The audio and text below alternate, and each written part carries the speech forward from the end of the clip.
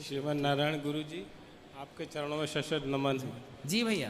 गुरु जी, मैं 1-1.5 साल से आ रहा हूँ, लगातार आपको देखता हूँ, सोशल मीडिया पर हर स्तर पर फॉलो करता हूँ और बरेली से आया हूँ मैं। छोटे छोटे से सवाल हैं गुरु जी, और एक प्रश्न अभी प्रश्नोत्तरी में मेरे और थोड़ा सा आया, बहुत छोटे छोटे गुरु जी। सबसे पहली बात तो ये गुरु जी, एक बचपन से एक कहावत सुनते आ रहे हैं, स्वार्थ बिना प्रीत नहीं। इसका मतलब क्या? क्या? स्वार्थ बिना प्रीत नहीं। स्वार्थ बिना प्रीत नहीं, ये जगत की रीति है कि जगत बिना स्वार्थ के प्रीति नहीं करता, ये जगत के लिए है।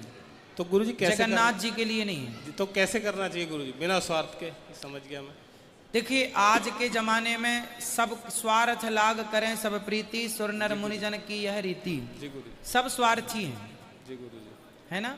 तो स्वार्थी तो सब हैं, लेकिन ऐसा भी होता है कि किसी का स्वार्थ ज्यादा है। अब जैसे आप व्यापारी हैं, जी गुरु जी। कोई व्यापारी 10 रुपए का सामान 10.5 रुपए में बेच रहा है और कोई व्यापारी 10 रुपए का सामान 15 रुपए में बेच रहा है। बताओ कौन सही है कौन गलत है?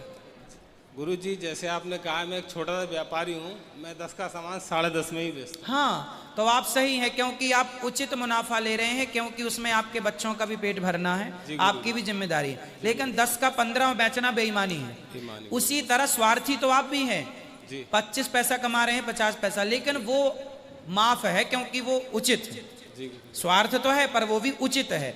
उसी तरह संसार में स्वार्थ तो है, लेकिन उचित स्वार्थ हो तो वो स्वार्थ भी भक्ति बन जाता है ना?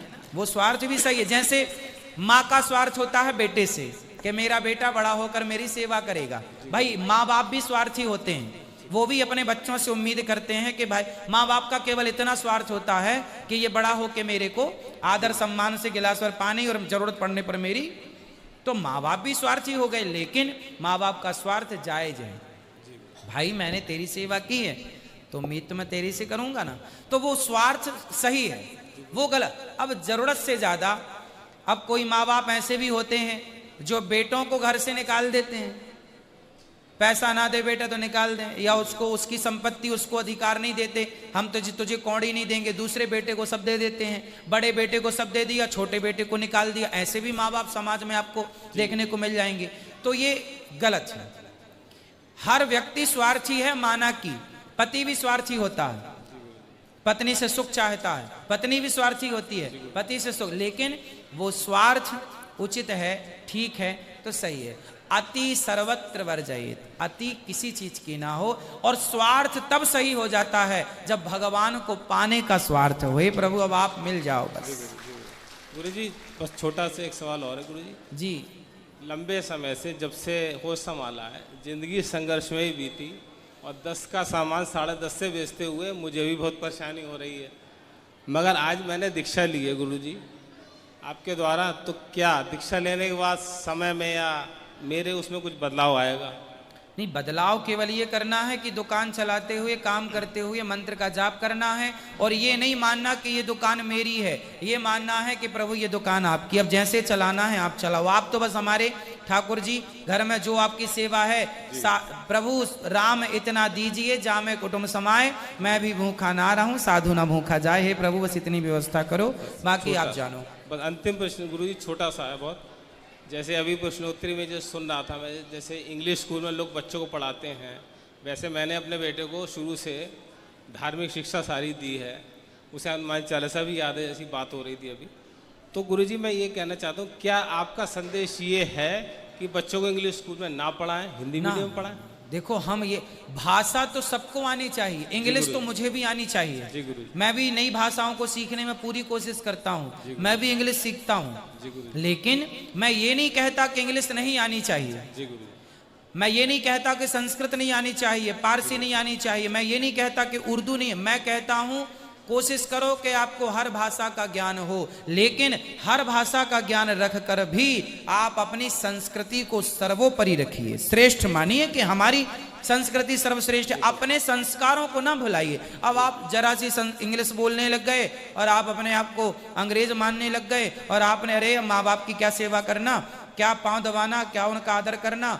अब आप मॉडल हो गए, फटे कपड़े पहनने लग गए, वारों में जाके शराब पीने, अरे सत्संग क्या करना, ये तो बूढ़ों का है, ये तो हिंदू धर्म में ऐसे ही, सत्संग क्या है, शराबों में जाके, वारों में जाके आप शराब। आजकल के वेस्टर्न के नाम पर क्या हो रहा है, इंग्लिश के नाम पर क्या हो रहा है, आजकल जो ज्यादा शराब पी रहा है आज उसे लोग पढ़ा लिखा ज्यादा मान रहे हैं, जो ज्यादा उल्टे सीधे आज देख रहे हैं बड़े बड़े शहरों में, लड़की हो या लड़का पूरी रात वारों में गुजारते हैं, पूरी रात डिस्को करते हैं और भगवान जाने क्या क्या करते हैं, और सवेरे इतने धुत हो जाते हैं शराब में कि 4 लोग उनके हाथ पांव पकड़ के ऑटो में बिठाते हैं और फिर उनके घर भेजते हैं। ऐसा आपने सुना या नहीं? जी। हाँ, तो अब बताओ ये इंग्लिश के नाम पर ही तो हो रहा है, ये पढ़ाई लिखाई के नाम पर ही तो। अरे पढ़े लिखे बच्चे हैं आज के, महाराज जी एडवांस बच्चे हैं आज की, वातावरण के बच्चे। अरे भैया वातावरण बदल गया माना की, लेकिन ये कौन सा वातावरण है कि आप पूरी रात जाके किसी स्त्री के संग, किसी पुरुष के संग नाचें हैं और शराब पिएं। और ये देखो हमारी संस्कृति कहती है कि आप पढ़ लिख जाओ।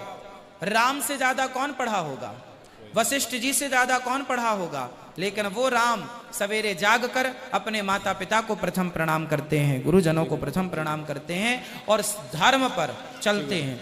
पराई नारी आई थी राम जी के पास, सूपनखा आई थी, है ना। आजकल के ये पढ़े लिखे वेस्टर्न कल्चर के लोग होते तो सूपनखा के साथ शराब पीने लग जाते कि आ एक पैक तेरे संग मार लेते हैं, लेकिन भगवान राम ने अपनी मर्यादा नहीं खोई। इसलिए आपको जमाने में किसी के भी संग रहना पड़े रहिए, किसी भी भाषा को बोलना पड़े बोलिए, किसी भी काम को करना पड़े ईमानदारी से करिए, लेकिन अपने संस्कार अपनी संस्कृति में डट के अपने कायम रहिए कि हम झूठ नहीं बोलेंगे, हम छल नहीं करेंगे, हम किसी बेटी के साथ, बहन के साथ, उसके साथ गंदी निगाहों से व्यवहार नहीं करेंगे।